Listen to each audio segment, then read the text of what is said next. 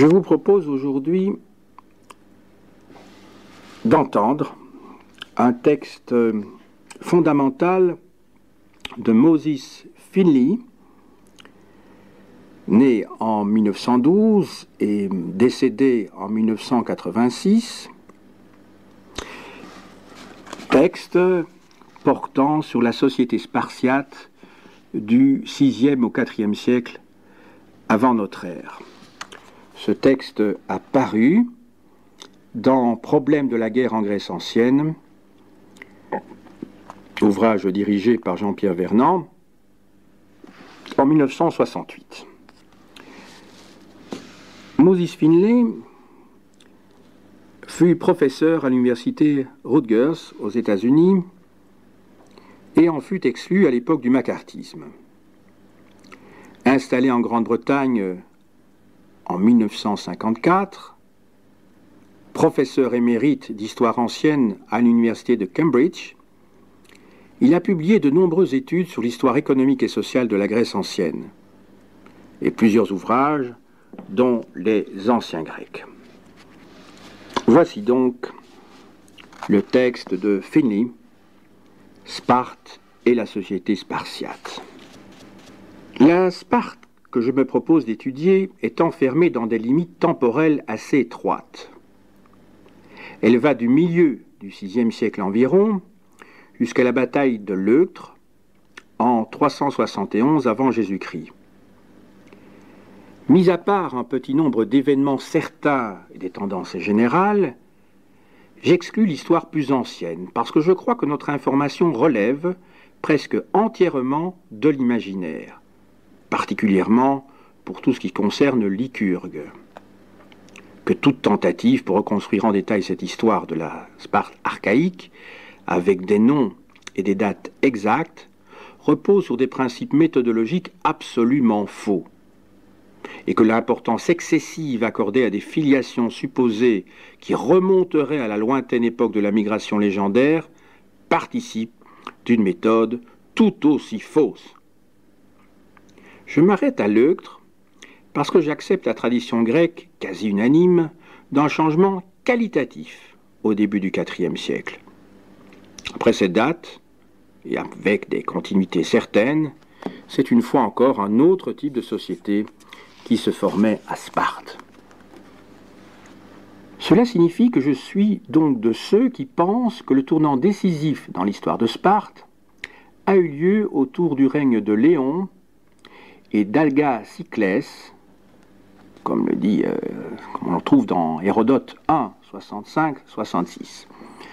Peu après 600 avant Jésus-Christ, au moment où des luttes intestines qui duraient depuis un siècle, peut-être, atteignaient leur point culminant. Cette période, au cours de laquelle ce que l'on appelle la Seconde Guerre de Messénie fut le principal agent catalyseur, laissa derrière elle des potentialités révolutionnaires qui devaient constituer une menace persistante. Bien des choses demeurent obscures, pour ne pas dire légendaires, dans la guerre de Messénie. Mais les poètes de Tyrtée sont contemporains et très éclairants. Ils prouvent que l'armée spartiate était alors dans un désordre et une confusion auquel rien de ce que nous connaissons de la période suivante, l'époque classique, ne peut être comparé. Que la communauté se trouvait dans un état de trouble civil, stasis, et que la légende de Lycurgue n'était pas encore répandue. Quand enfin les Spartiates eurent gagné la guerre, des changements nombreux et profonds apparurent, changements politiques, économiques, idéologiques. J'ignore à quel rythme ils furent introduits, j'y reviendrai, et par qui. Mais à la fin du processus, nous trouvons cette Sparte qui constitue une structure sans équivalent dans le monde grec, ce que n'était pas la Sparte du poète Alcman. Je souligne le mot « structure » pour prendre mes distances vis-à-vis d'une démarche très fréquente qui accorde une importance exagérée à certains éléments du système et à ce qui constitue leur accompagnement obligé dans la littérature savante contemporaine. Une mystique du dorien et du dorisme en général, avec en particulier des parallèles avec la Crète, habituellement non pertinents, et qui ne sont, selon moi, que des constructions essentiellement fallacieuses produites par les théories ou les propagandes du IVe siècle, où l'on trouve aussi, notons-le, la sémitique Carthage, du moins selon Aristote. Si les fouilles du sanctuaire d'Artémis Orthia nous éclairaient sur la transformation de Sparte au temps qu'on le dit parfois, nous pourrions dater la rupture très près de l'an 600, ou plusieurs décennies plus tard, selon la chronologie de Bortman.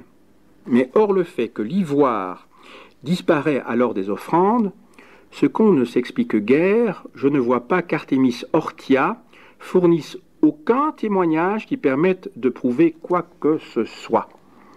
Les preuves qu'il était de mode de mettre en vedette il y a 10 ou 20 ans, plutôt que maintenant, se révèlent finalement n'être rien de plus que des jugements de valeur hautement subjectifs sur la qualité de la céramique laconienne à des époques diverses, jugements sur lesquels les spécialistes sont en désaccord.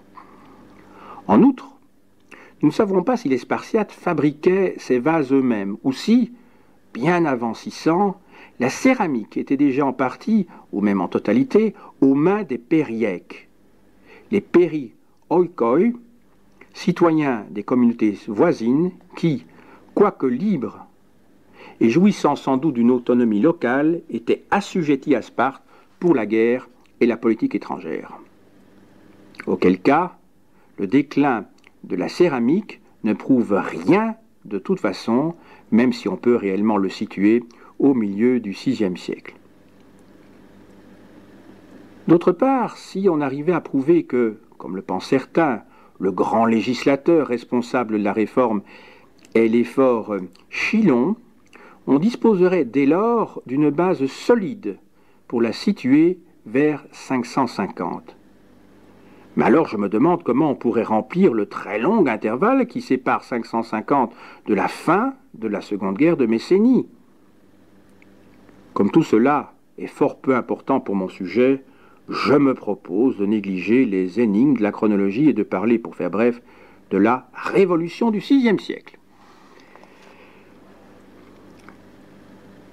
Regardons d'un peu plus près cette révolution. Schématiquement, et avec quelques inexactitudes, on peut diviser la structure de Sparte classique en 3 grands secteurs. 1. L'infrastructure, attribution de la terre, ilotes et périèques, avec tout ce que cela implique pour le travail, la production et la circulation. 2. Le système de gouvernement, y compris l'organisation militaire. 3. Le système rituel, les rites de passage, l'agoge, les classes d'âge, la sysitie, etc. Agoge est un terme conventionnel pour désigner l'éducation des jeunes Spartiates entièrement prise en main par l'État. Il y a de bons garants grecs pour le mot. Instruction, au sens normal, moderne, est une traduction trop restreinte. Les sysities étaient les groupes de convives, les compagnons de table, auxquels appartenaient tous les Spartiates mâles, et qui constituaient une condition nécessaire au plein exercice de la citoyenneté. Ces 3 domaines avaient des origines diverses et une histoire différente. Ils ne se sont pas modifiés en bloc et n'ont pas eu les mêmes fonctions à toutes les époques. La révolution du VIe siècle fut donc un processus complexe comportant une certaine dose d'innovation et pas mal de modifications et de réinstitutionnalisation des éléments qui semblent avoir survécu sans changement. J'utilise le mot « révolution » au sens large, encore plus librement qu'on ne le fait d'ordinaire, mais je n'utilise pas par hasard.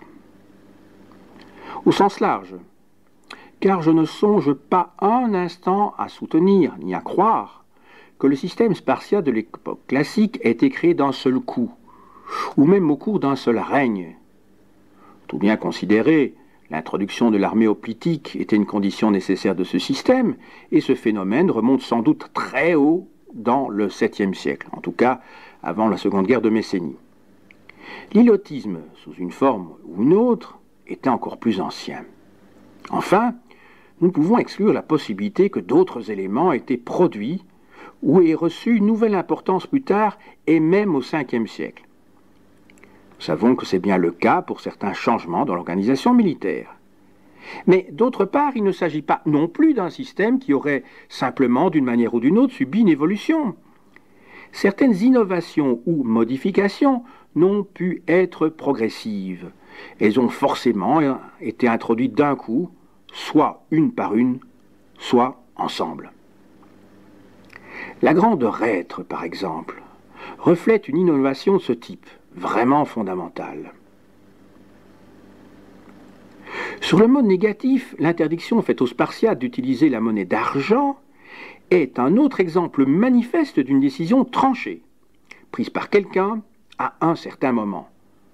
C'est aussi, soit dit en passant, une des rares innovations qui puisse être à peu près exactement datée. Elle remonte à l'époque de Léon et d'Agaciclès. En somme, en parlant de la révolution du VIe siècle, je m'efforce de souligner la nécessité d'être attentif à la structure, et non pas aux éléments isolés, leur antiquité ou leur persistance. J'inclus dans cette discussion l'ensemble du système rituel, et particulièrement ce que j'ai appelé, d'un terme fort peu élégant, la réinstitutionnalisation. En admettant que les rituels eux-mêmes étaient tous très anciens et inchangés, ce qui est très peu vraisemblable, leur fonction à l'intérieur de la nouvelle structure était nécessairement nouvelle par des aspects importants, en effet, sinon toujours par une intention délibérée. Personne ne prétendra qu'à l'époque romaine, quand on construisit un grand théâtre pour la commodité des spectateurs, le cérémonial de la flagellation en l'honneur d'Artémis Orthia avait véritablement quelque chose à voir avec le rite superficiellement semblable accompli au temps de Xénophon. Nous devons supposer a priori la même discontinuité fonctionnelle entre le 5e siècle et, disons, le 8e. Parfois des preuves viennent étayer l'hypothèse, ainsi dans le cas de la cryptie, comme nous le verrons bientôt. La Sparte classique avait peut-être un air archaïque, et même pré-archaïque. Mais ce qui importe avant tout, c'est la fonction des survivances, non le fait de la survivance en soi. Avant le règne de Léon et d'Agaciclès, comme l'écrit Hérodote, les Spartiates étaient les plus mal gouvernés. Kako, nomo, tatoi, de tous les Grecs. Ensuite, ils passèrent à l'eunomia, au bon ordre. La traduction mutile le sens de ce jugement. Eunomia, comme kako, nomos, caractérise tout un mode de vie, et pas seulement, peut-être même pas du tout, une forme de constitution. Cette transformation, c'est la révolution du VIe siècle. À ce stade, je me propose de considérer la structure comme un type idéal. En outre, dans ce qui suit, je ne me soucierai pas trop de l'exactitude de chaque texte en particulier, à moins de croire que l'image que nous ont laissée les Grecs est tout entière fiction, peu de détails ont par eux-mêmes une réelle importance pour une appréhension du type idéal. J'en viens tout de suite aux citoyens mâles adultes, les homoioi, comme on les appelait souvent, qui sont notre sujet. Dès le départ, nous devons prendre le mot avec toutes ses connotations, les égaux. À la naissance, s'ils étaient autorisés à survivre, tous les Spartiates mâles étaient strictement égaux, à 2 exceptions près. 1. 2 d'entre eux étaient les héritiers présomptifs de la couronne. 2. Certains étaient plus riches que d'autres. Ce sont les gens riches. Anthropoi, olbioi, d'Hérodote. Les riches, plousioi, de Xénophon, qui fournissent le pain de froment pour les Sysitis, ou les propriétaires de l'attelage vainqueur à Olympie. Ils sont 11 dans le catalogue de Moretti pour la période qui m'occupe. Parmi eux, un roi et une fille de roi. Être égaux, cela signifiait pour les Spartiates qu'ils avaient en commun un cycle de vie bien défini, qui comprenait, petit 1, une éducation commune, dans des formes déterminées, éducation obligatoire, destinée à inculquer l'obéissance, le courage, la discipline, et à former des soldats de métier rompus aux techniques de la guerre. 2, une vocation ou une profession unique, celle d'hoplite, soldat ou officier. 3, la sécurité sur le plan économique et la libération de tout souci de cet ordre. toutes les tâches productives et domestiques étant assurées par deux catégories distinctes de dépendants, les ilotes et les périèques. 4. Une vie publique plutôt que privée, dans une communauté entièrement masculine, avec le maximum de conformisme et d'anti-individualisme. Structurellement, toutefois, le système engendrait deux autres inégalités, inévitables et étroitement liées, outre celles qui distinguaient chaque enfant à sa naissance. La première, peu sensible, mais non moins réelle, provenait de l'inégalité de la réussite, qu'il s'agit de l'agoguet, de jeu, de chasse ou de guerre. L'autre inégalité était engendrée par la nécessité d'une élite, de chefs, non seulement au sommet, rois et forts et conseils des anciens, mais aussi dans les unités militaires plus petites et en raison de l'agoguet dans les classes d'âge où les garçons entraient remarquablement jeunes. L'amour de la victoire, philonikia, dont parle Xénophon, produisait des perdants aussi bien que des vainqueurs. C'est une évidence souvent négligée par les savants modernes qui font comme si tout le monde traversait toutes les étapes en récoltant des premiers prix. Tout le système était étayé massivement et de toutes parts sur le plan psychologique et institutionnel. Vivant en public une si grande part de leur vie, les Spartiates étaient, plus que la plupart des autres peuples, sensibles aux pressions exercées par l'opinion publique et par le réseau des récompenses et des châtiments. L'accent étant mis dans l'enfance sur les châtiments corporels et à l'âge adulte, sur un éventail riche et plein d'inventions d'expression de la défaveur sociale et même de l'ostracisme. Tout était exploité, tout se transformait en service, y compris la piété et les rites de passage. L'exemple le plus spectaculaire est peut-être la transformation de la cryptie.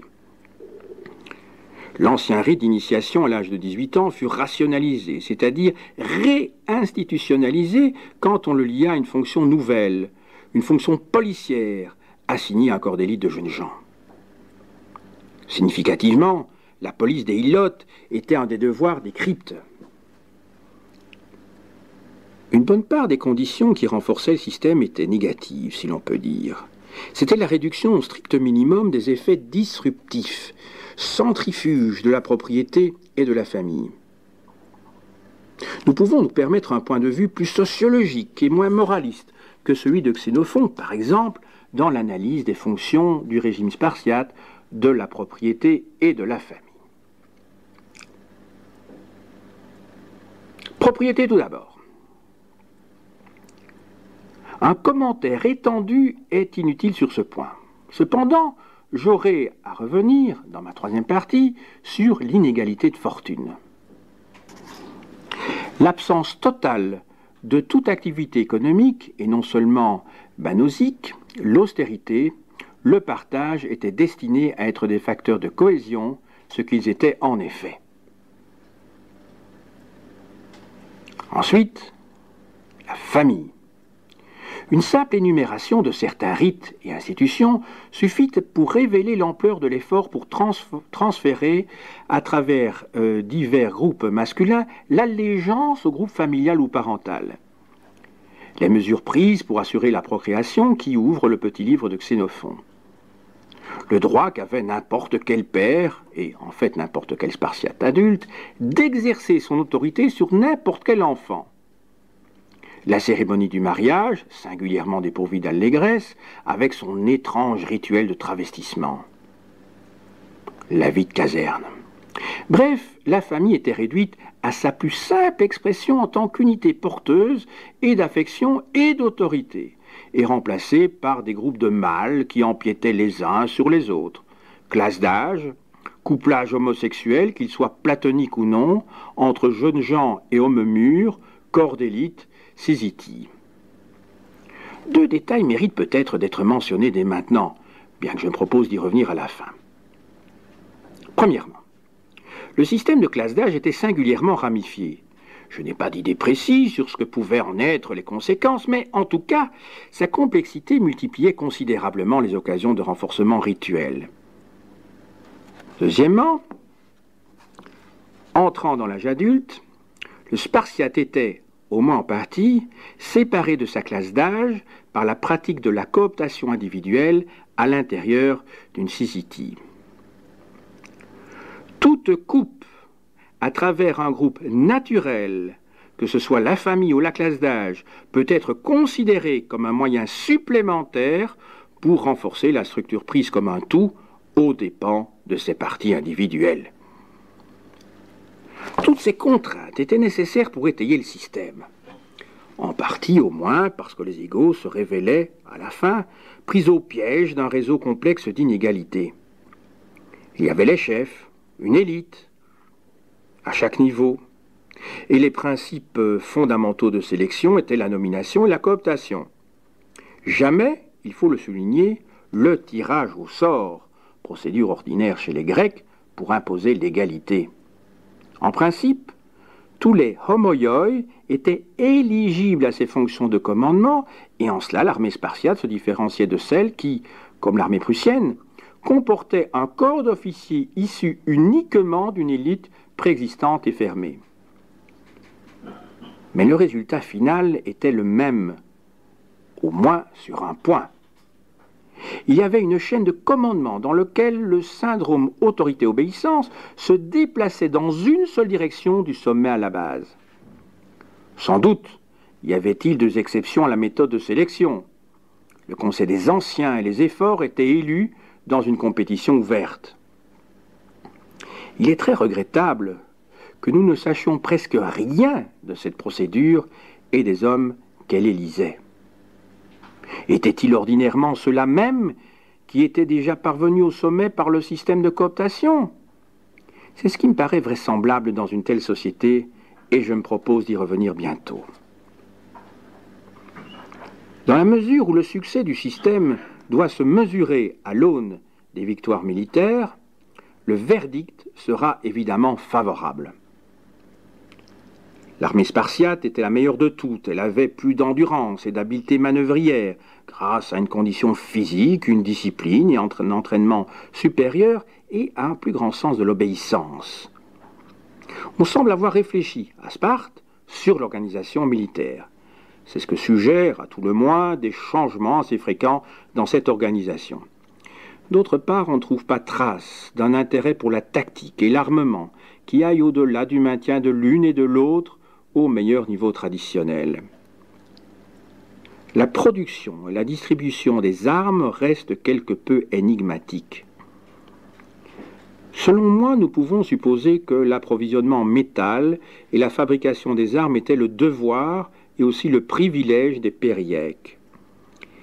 Mais comment chaque Spartiate, en particulier, se procurait-il ses armes et son armure?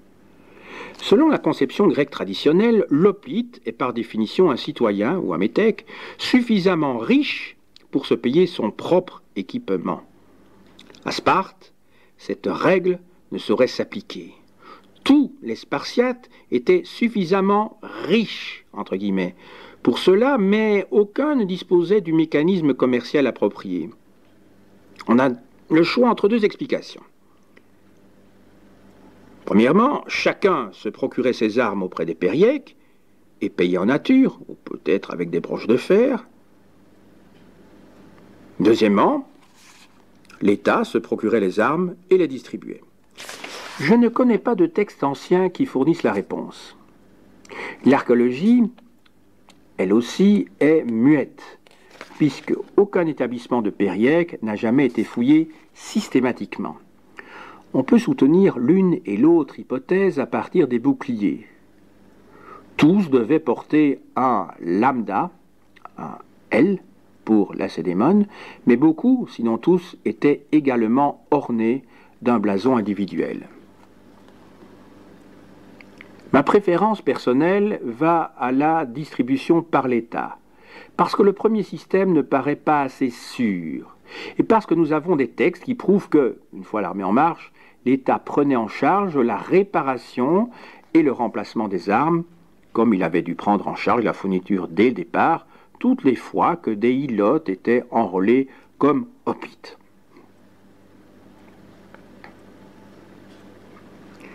En voilà assez pour le type idéal. Dans la pratique, le système était rempli de tensions et de ruptures de normes. Pour commencer, l'armée spartiate n'était pas toujours assez nombreuse pour faire face aux besoins. Besoins qui fonctionnaient comme cause plutôt que comme conséquence du système. Dans l'armée hoplitique, il y avait autant de Périais que de Spartiates. Dans les occasions importantes, au moins, comme la guerre du Péloponnèse, un nombre considérable d'Ilotes ou d'anciens Ilotes, néo-damodéis, étaient enrôlés eux aussi. Je n'ai pas de solution à proposer pour l'important problème du mode de sélection et d'entraînement des Ilotes pour le combat hoplitique, ni pour toute relation possible avec les mystérieux Motakéis. Les Spartiates étaient régulièrement accompagnés par des Ilotes servant comme ordonnance ou valets d'armes. Cet emploi d'Ilotes comme auxiliaires légèrement armés ne posait pas de problème particulier. Mais on ne produit pas des hoplites sans un entraînement systématique. L'essence du combat hoplitique était le mouvement en formation. Et c'est pour leur habileté inégalée dans cette manœuvre que les Spartiates sont particulièrement loués chez les auteurs anciens. Que des hoplites ilotes ou anciennes ilotes aient constitué un grave défaut dans le système, c'est l'évidence, sur le plan psychologique comme dans son fonctionnement déclaré. Pour Aristote, le vice majeur de Sparte était la corruption financière. Peut-être pensait-il d'abord à une autre Sparte, celle du IVe siècle, mais la corruption était déjà un thème majeur chez Hérodote. L'infrastructure avait un défaut. Le régime de propriété et d'héritage, comme le système politique, était un compromis. Si fortes qu'aient pu être les pressions exercées par l'austérité et l'interdiction de toute activité économique, elles étaient insuffisantes pour l'emporter complètement sur les pressions inverses des inégalités de richesse ou les craintes d'un appauvrissement dû à une famille trop nombreuse ou à toute autre raison. La prohibition de toute activité productrice d'argent, crématismos, est le mot soigneusement choisi par Xénophon. N'élimine pas le désir de la richesse, ni la possibilité de l'utiliser, même si l'on parvient à rendre cette prohibition absolument effective. Quand Xénophon affirme que la possession d'or et d'argent est interdite, il faut comprendre, selon moi, qu'il parle seulement d'or et d'argent monnayés, comme l'implique son contexte. Mais l'or et l'argent ont d'autres fonctions, révélées par Hérodote, peut-être inconsciemment, lorsqu'il emploie le bon vieux mot homérique keimelion, trésor, en racontant comment le roi Ariston acquit sa troisième épouse, la mère de Démarate. Une monnaie frappée n'est pas indispensable aux échanges, et il y avait des échanges à Sparte. Même si, pour telle ou telle raison, on hésitait à accepter l'exactitude du témoignage de Thucydide, qui inclut l'achat et la vente parmi les activités interdites à un Spartiate, lorsqu'il a perdu ses droits civiques, on ne pourrait se débarrasser du cas des athlètes d'Harmonon et Enimacritidas, fils du premier. Dans une dédicace à Athéna Kalkiokos, datant probablement du milieu du 5e siècle avant Jésus-Christ, il rappelle 20 victoires ou davantage. Or, le texte souligne qu'ils furent vainqueurs avec leurs propres chevaux et leurs propres chars. Ces chars, il faut bien qu'ils les aient acquis par un échange de biens, sous une forme ou sous une autre. Malgré les pressions, on réussit probablement à maintenir un équilibre convenable aussi longtemps que les Spartiates restèrent enfermés à l'abri dans leur propre monde. Mais non après qu'ils eurent été entraînés à l'extérieur. Il existait une tension structurelle à l'intérieur du pouvoir et à son propos. Je ne parle pas des désaccords sur la politique à suivre, inévitable partout le pouvoir est partagé. Les exemples sont abondants. Ainsi, il y eut des accords à propos de la situation à Athènes après la chute des Pisistratides, ou sur la décision de faire la guerre à Athènes en 431. Je veux parler des tensions inhérentes aux positions de pouvoir elles-mêmes, aux efforts pour atteindre, puis maintenir et renforcer ces positions. Nous ne devons pas nous laisser abuser par l'obsession grecque du législateur. La révolution du VIe siècle avait à trouver une façon d'équilibre entre les éléments sociaux qui existaient alors, et cet équilibre signifiait l'échec à instituer un principe unifié du pouvoir. De là vient qu'il y avait à Sparte à la fois des rois héréditaires, des élus, anciens et forts, et, à d'autres niveaux, des chefs nommés. Ici encore, nous ne devons pas nous laisser fasciner par une autre obsession grecque, celle de la constitution mixte. Il n'y avait non pas équilibre, mais conflit permanent, qui ne pouvait être amorti par la confiance en soi et la stabilité qui naissent, par exemple, quand une caste fermée exerce le pouvoir. Même les rois, dit Aristote, étaient obligés de se concilier, démagogein, les efforts. Le leitmotiv, selon moi, était moins le conflit entre roi et effort, en tant que tel, que celui qui opposait des hommes énergiques et ambitieux, les hommes imbus d'un excessif amour de la victoire, un Lysantre aussi bien qu'un Cléomène, réel ou potentiel au reste de la communauté. Une source de stasis, note Aristote, était le traitement déshonorant infligé à des hommes de mérite par d'autres, dont le mérite n'était pas supérieur, mais qui avaient une plus grande part d'honneur, et l'exemple spécifique qu'il donne est l'attitude des rois envers Lysandre.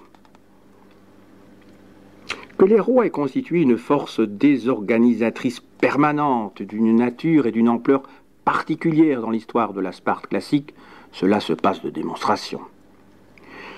Ce qui mérite d'être souligné cependant, c'est que, par définition, en quelque sorte, ils constituaient une force potentiellement désorganisatrice, que leur simple existence était une mise en cause du type idéal de l'égalité spartiate. Cléomène Ier, écrit Hérodote, régna non à cause de sa valeur personnelle, mais par héritage. C'est tout dire en un mot. Étant donné les conditions psychologiques particulières à celui qui est destiné dès sa naissance aux grands emplois, étant donné les diverses pratiques et institutions charismatiques attachées à la royauté spartiate, Hérodote savait ce qu'il disait quand il qualifiait de barbares les funérailles des rois de Sparte. Il dépendait uniquement de la personnalité du roi, qu'il fût une force travaillant pour la paix civile, ou au contraire pour la lutte entre citoyens, ou encore que sa force fût simplement inexistante. Le principe héréditaire avait encore pour conséquence de faire réapparaître la famille, autre violation de l'idéal spartiate. Les diverses manœuvres qui nous sont rapportées et qui sont destinées à favoriser des fils cadets ou d'autres familles royales, y compris la classique accusation d'illégitimité, relèvent de la cour des tyrans et des monarques barbares, non de la police grecque. Il est dès lors nécessaire d'examiner si la parenté ne jouait pas aussi quelque rôle dans la lutte pour le pouvoir à l'extérieur de la royauté. J'ai déjà dit qu'à mon avis, les hommes choisis pour le conseil des anciens, les forats et les magistratures, étaient ceux qui, déjà, auparavant, étaient parvenus au sommet par les procédures de nomination. Officiellement, tous les homoioi étaient également éligibles. Mais était-il en pratique? Quels étaient donc alors les hommes qu'Hérodote appelle « parmi les premiers par la naissance » ? Et que voulait dire Aristote quand il écrivait que l'élection au conseil était oligarchique? Dynastetikos, mot qui implique également la manipulation, alors que tout le monde était éligible à l'éphorat. Il est vrai que de tels textes sont très rares.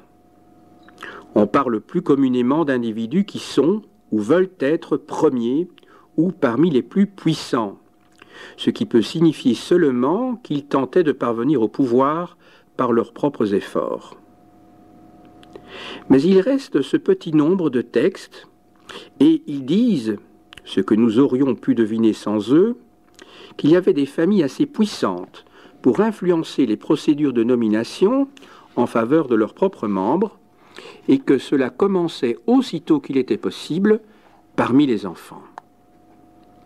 Cela signifie, en fait, qu'à l'intérieur du système se développait un élément d'aristocratie héréditaire, loin d'être fermé, certes, mais qui n'était cependant pas sans exercer une influence considérable. Et je ne doute pas que la richesse n'ait joué un rôle ici, comme le laisse entendre Hérodote. En somme, Cléomène n'était pas le seul à avoir conquis une position plus ou moins haute dans la hiérarchie par sa naissance, plutôt que par sa valeur. Inévitablement, lorsqu'il y a lutte pour le pouvoir, les désaccords sur la politique à suivre reflètent des calculs d'intérêt personnel mélangés et confondus avec des calculs sur le bien fondé d'une conduite politique en tant que telle. Parfois, ces divergences étaient portées devant le peuple assemblé, ce qui soulève une nouvelle question à propos des égaux et des inégaux. Il ne se trouve plus aujourd'hui d'historiens ou de politologues sérieux pour penser le comportement électoral dans les termes du libéralisme du XIXe siècle, avec son image de l'homme raisonnable, posant les problèmes rationnellement, libre de tout préjugé, contrainte et émotion. Il est pourtant légitime de se demander s'il n'y a pas dans la structure spartiate quelque chose qui rend l'approche libérale avec son homme raisonnable encore moins applicable, encore plus caricatural que, par exemple, dans le cas de l'Assemblée athénienne. Je vais poser la question très carrément.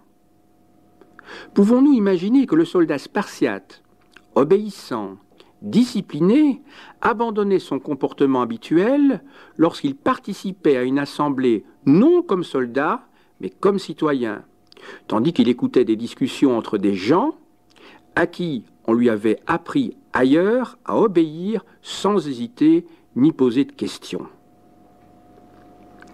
Il n'y a, je crois, aucun témoignage qui nous permette de répondre concrètement, mais mon opinion est que l'assemblée spartiate devait ressembler de bien plus près à celle des guerriers homériques qu'à celle d'Athènes, pour le fonctionnement et l'arrière-plan psychologique.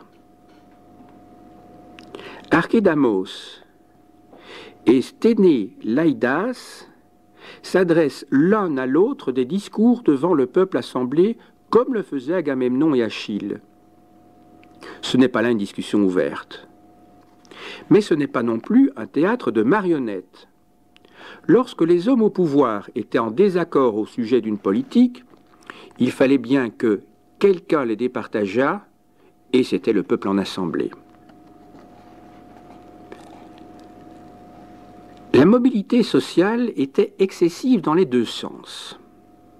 Excessive, veux-je dire, pour une société qui était en principe absolument close et rigide, et à qui faisaient donc défaut les mécanismes et les dispositions psychologiques nécessaires pour ajuster convenablement les événements mobiles dans leur nouveau statut. Il y avait des Spartiates qui perdaient leur statut, mais qui néanmoins demeuraient en quelque façon à l'intérieur de la communauté par une position inférieure assez curieuse. Elle diffère de celle des exilés. Leur faute n'était pas toujours d'ordre économique, incapacité à maintenir leur écho au Sysitie par exemple. Une dépréciation de statut pouvait provenir aussi de fautes diverses, telles qu'un échec à l'une des étapes de l'agogé, une faute au combat, une perte de droits civiques, etc. Il y avait des hilotes qui acquéraient un statut supérieur, et ils étaient même nombreux à devenir membres du damos, à obtenir la citoyenneté, car c'est ce que doit signifier le mot néo-damo-deis, quelque infériorité qu'il puisse impliquer.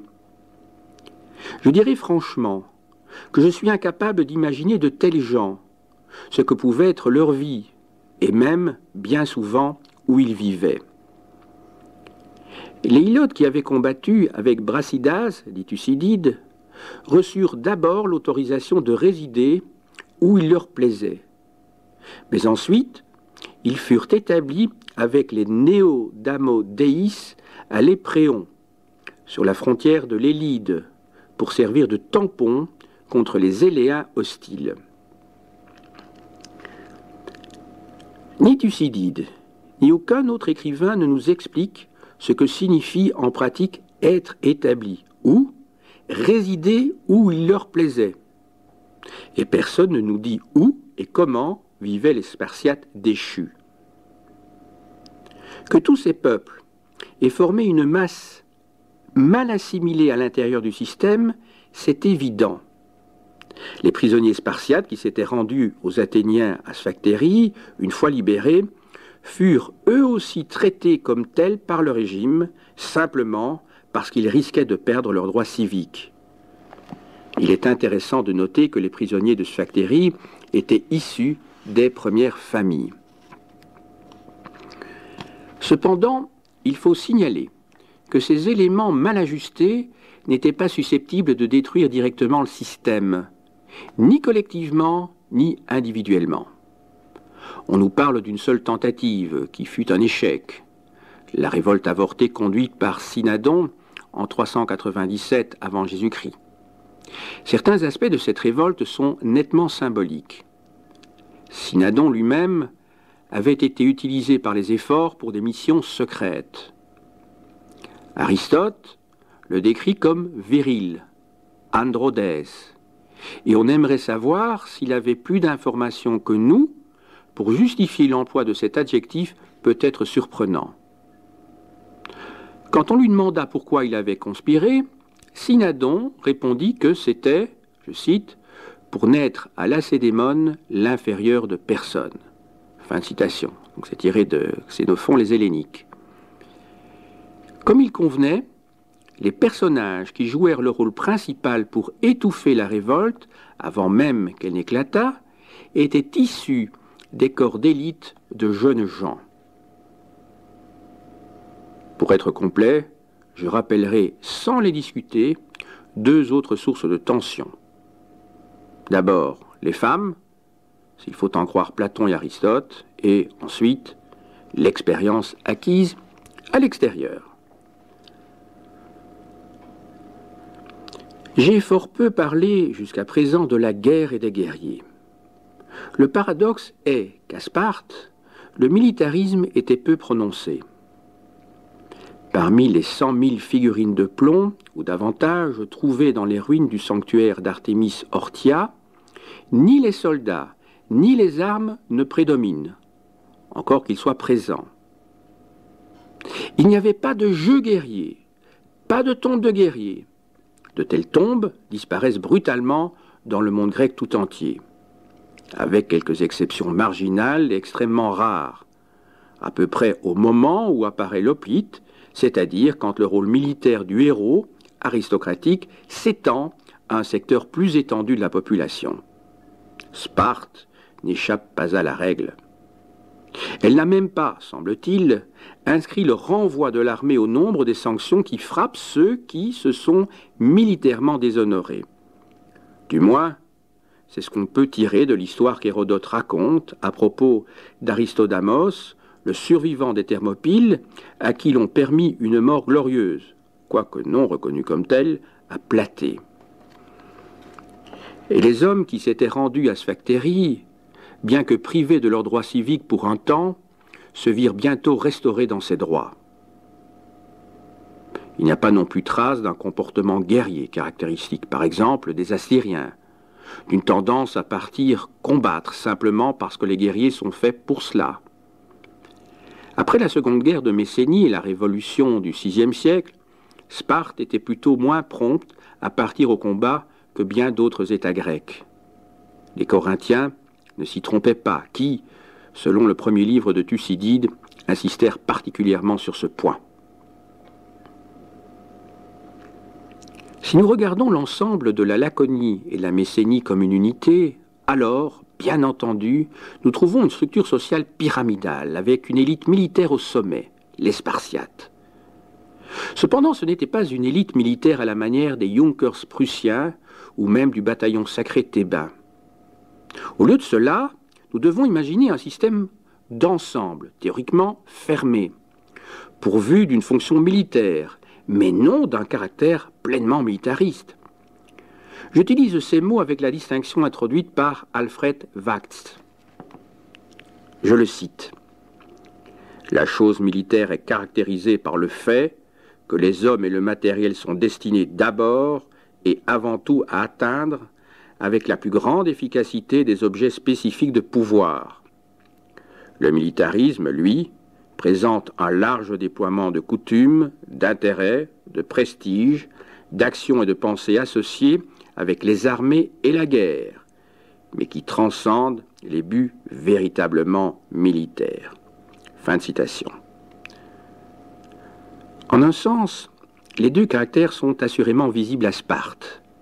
Mais une autre citation du livre de Vax rendra claire la raison pour laquelle je refuse à Sparte un caractère pleinement militariste. Je cite. « Une armée construite de telle façon qu'elle serve les militaires et non la guerre est militariste.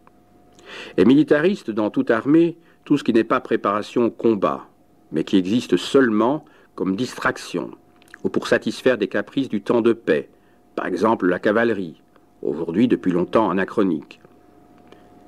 Les entreprises qui ne servent que la gloire ou la réputation des chefs, qui réduisent la force combative des armées et les ruinent de l'intérieur, appartiennent à cette catégorie. » Fin de citation. C'est bien ainsi qu'on peut décrire un Cléomène Ier, par exemple, mais il fut rejeté. Ce n'est pas avant le IVe siècle que les écrivains grecs se mettent à répéter avec insistance que l'État spartiate est pareil à un camp retranché, que le seul but du législateur est la guerre, qu'en conséquence, les Spartiates sont sous-développés dans tous les autres domaines humains, à moins qu'à l'inverse, on ne les loue précisément pour ces qualités déterminées et restreindre que Platon et Aristote condamnaient. Bref, qu'ils sont non seulement efficacement militaires, mais aussi excessivement militaristes. Tout cela est bien connu et ne requiert pas plus ample examen. Mais il n'est pas inutile, ni hors de propos, de dire que même chez les écrivains du IVe siècle, l'image de Sparte ne se réduisait pas à cela. Pourquoi Platon, qui avait critiqué Sparte si brutalement dans le 7e livre de la République, ne l'a-t-il pas purement et simplement écarté? Pourquoi, au contraire, a-t-il choisi un Spartiate pour en faire un des 3 personnages chargés de mettre sur pied le nouvel état des lois? La réponse, évidemment, est que Sparte, en dépit de son caractère tout d'une pièce, avait beaucoup à offrir à Platon. Non dans sa législation, ni dans ses institutions censées 3, on les retrouve à peine dans les lois, mais dans sa conception fondamentale d'une communauté totale, dans son eunomia considéré comme un mode de vie, qu'il souhaitait dépouiller de ses aspects militaristes, mais non de sa qualité militaire. Sparte avait été longtemps un rempart contre la tyrannie, tant à l'extérieur qu'à l'intérieur. Peut-être n'était-ce pas tout à fait vrai, mais particulièrement en ce qui concerne les activités de Sparte à l'extérieur. Mais beaucoup de Grecs y croyaient fermement et le répétaient à satiété. Pindare y croyait. Il n'y a pas beaucoup de références à Sparte dans les poèmes de Pindare qui nous sont parvenus, mais elles sont plus significatives que ne laisserait supposer leur rareté, précisément parce qu'elles sont toutes gratuites. Pindare n'écrivit pas d'ode pour des vainqueurs spartiates au jeu. Il n'avait aucune raison d'introduire Sparte dans ses poèmes. Dans la première Pitique, célébrant la victoire d'Hiéron Ier de Syracuse, le poète commente ainsi la récente fondation d'Etna par ce prince, vers 61-70. Je cite. « C'est pour lui que Hiéron fonda cette ville où, consacrée par les dieux, la liberté règne selon les lois conformes à la discipline d'Ilos. Les descendants de Pamphile, que dis-je, ceux des Héraclides, qui habitent sous les coteaux du Tégète, veulent conserver toujours la règle d'Égimios en dorien. Grâce à toi, Zeus, le prince, avec son fils pour lieutenant, doit savoir traiter avec honneur le peuple et le former à la concorde pacifique. » Fin de citation. On écrit encore sur ces vers des absurdités tout à fait remarquables. On a supposé contre toute raison que Hiéron, à la suite d'une expulsion brutale de populations comme l'histoire de la Sicile en présente tant d'exemples, se proposait d'introduire la constitution et l'agogé spartiate à Aetna sous la royauté de son fils Deinoménès.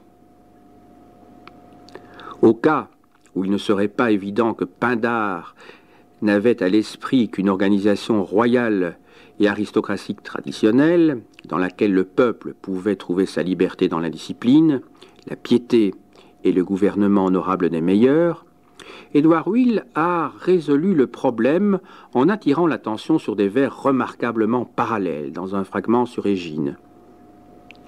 S'il y avait dans l'esprit de Pindare une intention politique au sens étroit, c'était peut-être le rappel murmuré du rejet de la tyrannie traditionnelle à Sparte. Il n'y a rien de plus chez Pindare. Jamais il ne laisse entendre que Sparte avait quelque chose d'étrange ou d'unique. En particulier, que Sparte était militariste d'une manière qui la mettrait à part des États et des aristocraties de la vieille école, où se rencontrait le système de valeurs auquel il adhérait. Là, il l'emporte dans les conseils des anciens, et dans les épées des jeunes hommes, et dans les cœurs, et la muse, et la gloire. Fin de citation. C'est ce qu'il chante sur Sparte dans un autre fragment. On aurait pu en dire autant de Thèbes, de la Thessalie, d'Égine ou de Cyrène, ou même de la sorte d'Athènes que Miltiade et Cimon représentaient à ses yeux. L'image fournie par Hérodote n'est pas non plus très différente pour les aspects essentiels. Vu son sujet, Hérodote avait des raisons de souligner les compétences militaires des Spartiates et leur obéissance sans faille à la règle qui leur défendait de jamais faire retraite au combat. Étant ce qu'il est, Hérodote avait aussi des raisons de s'étendre sur certaines étrangetés, telles que les honneurs et les rituels qui entouraient les rois, ou les châtiments encourus par les lâches. Hérodote était très attentif à repérer, souvent avec beaucoup de subtilité, les nuances qui différenciaient les divers États grecs les uns des autres. Mais on est encore loin du mirage du IVe siècle, d'une Sparte entièrement à part. Pour Hérodote, le monde grec était divisé entre deux types de communautés. Les cités gouvernées par des tyrans, ce qui est mauvais, et celles qui se gouvernaient elles-mêmes. Celles-ci, à leur tour, étaient ou n'étaient pas entièrement démocratiques. Sparte était la plus importante, la plus puissante et la plus intéressante de celles qui ne l'étaient pas. Si je me suis étendu un peu longuement sur la manière dont Sparte était classée dans la même catégorie que toute une série de poleis grecs, c'est qu'il est essentiel de déterminer clairement ce en quoi Sparte était vraiment différente et unique. En commençant, j'ai insisté sur le fait qu'il ne faut pas penser les divers secteurs de la structure spartiate comme monolithiques dans leur histoire et dans leur évolution. Si nous revenons sur ces éléments, les examinant cette fois du point de vue de leur caractère exceptionnel ou, au contraire, de leur banalité, nous trouvons grossièrement le tableau suivant. Petit 1. L'ilotisme n'avait absolument rien d'exceptionnel. On le trouvait en Thessalie, en Crète, en Sicile, et sans doute dans les établissements grecs du Danube et de la mer Noire. Je ne néglige pas le fait que la proportion des ilotes par rapport aux citoyens, et donc la menace potentielle qu'ils constituaient, était sans doute plus considérable à Sparte qu'ailleurs, comme on le verra clairement plus loin. Deuxième point. L'appareil gouvernemental spartiate avait ses particularités, assurément, mais, mis à part les rois, aucun trait important qui puisse être légitimement qualifié d'unique parmi les Grecs. Troisième point.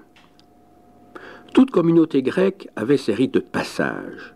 À la naissance, l'entrée dans l'âge adulte, le mariage, la mort.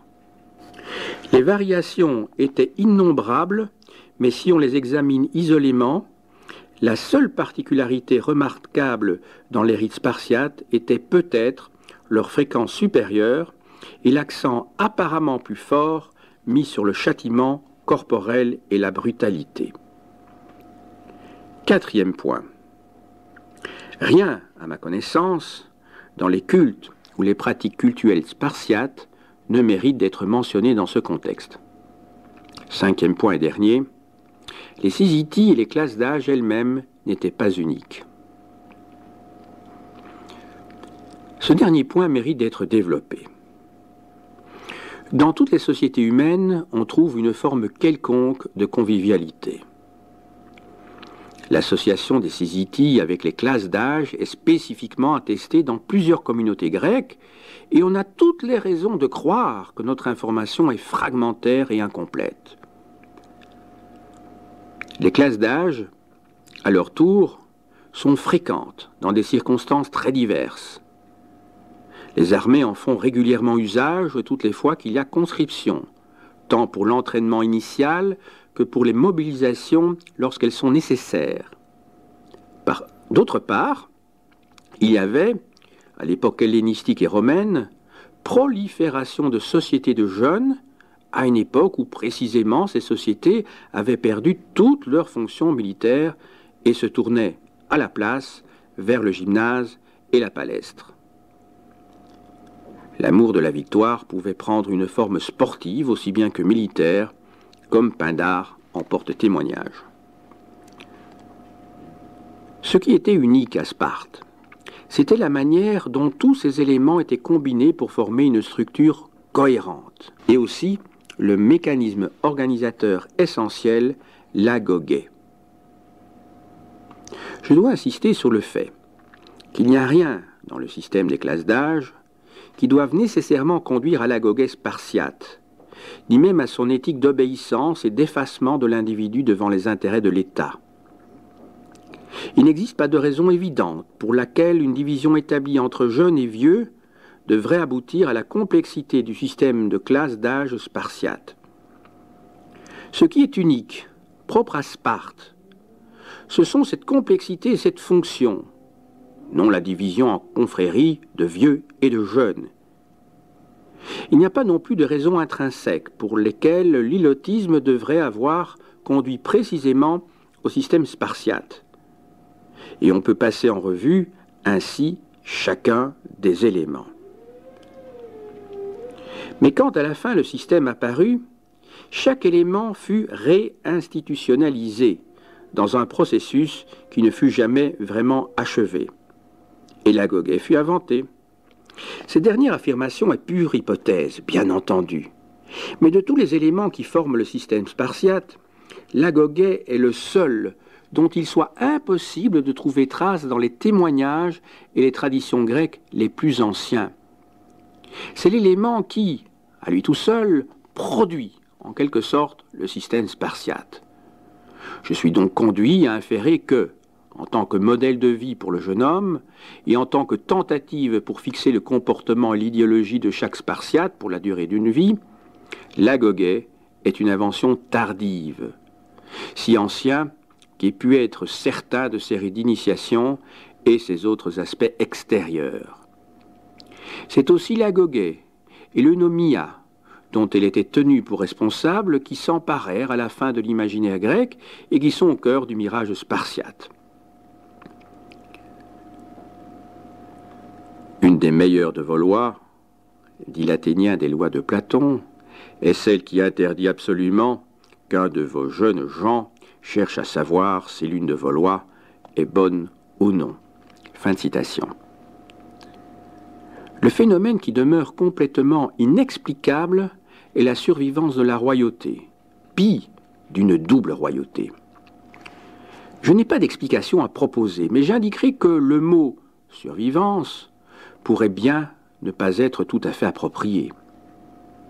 Que savons-nous des rois ou de la royauté spartiate entre le légendaire Ménélas et Léon, ou Cléomène Ier en l'occurrence? Dans les généalogies et les histoires racontées par Plutarque, il y a très peu à prendre pour l'histoire. Les prérogatives aux sacrifices et autres privilèges de toutes sortes étaient choses communes en Grèce toutes les fois que quelqu'un exerçait la fonction sacerdotale, quel que fût son titre. Les gardes d'honneur vont tellement de soi qu'elles ont pu être conçues à maintes reprises dans l'histoire et l'ont été en effet. Les doubles rations dans les Sysities ne sont pas vraiment identiques aux prérogatives homériques, même si l'on prétend souvent le contraire. Et par-dessus tout, les rites funéraires, caractéristique la plus frappante dans tout ce qui entoure les rois spartiates selon Hérodote, ne sauraient être des survivances en aucun sens de ce mot, puisque nous ne connaissons pas de précédent dans la tradition grecque. Et Hérodote n'en connaissait pas non plus, lui qui les qualifie de barbares. C'est une hypothèse au moins défendable que la royauté spartiate, dans la forme institutionnelle que nous connaissons, était autant, sinon plus, un produit de la révolution du VIe siècle, stimulé par les échecs de la Seconde Guerre de Messénie, que de cette inertie que, faute d'explication, nous avons coutume d'appeler survivance. Il reste enfin à examiner une autre caractéristique inhabituelle de Sparte. Aucune autre cité grecque ne constituait un État territorial comparable, dans lequel police et territoire n'étaient pas synonymes, pour ainsi dire, alors qu'il était pour Athènes et l'Attique, dans lequel la police, au moins idéalement, consistait en une seule classe d'égaux gouvernant une population sujette relativement importante. Ici encore, la Seconde Guerre de Messénie fut décisive. Après cette guerre, la fonction militaire devint avant tout une fonction policière, dirigée contre un ennemi intérieur plutôt que des ennemis, réels ou potentiels, extérieurs. Pour préserver la position difficile d'une classe dominante, dans ces circonstances particulières, la société tout entière fut structurée de façon à remplir cette fonction policière. Même les efforts pour fonder et maintenir la Ligue du Péloponnèse, bien qu'ils aient plusieurs fois nécessité des guerres, peuvent être correctement décrits comme relevant d'une fonction policière. Par la suite, la tragédie de Sparte eut une cause bien connue. Elle ne vivait pas en vase clos. Les invasions perses préfiguraient ce qui devait advenir pendant la guerre du Péloponnèse. Presque contre son gré, Sparte fut jetée dans une activité militaire intense, authentiquement militaire. D'où une pression sévère sur les ressources en hommes, une incorporation dans des proportions inquiétantes de non-égaux dans l'armée, voire dans la classe dominante, des occasions sans précédent pour des individus ambitieux, de grands voyages à l'étranger et une brèche ouverte dans la xénophobie traditionnelle, l'impossibilité de se défendre contre les séductions de la richesse. Le système ne pouvait y survivre et il n'y survécut pas. Telle fut la fin paradoxale de Sparte. L'État militaire moderne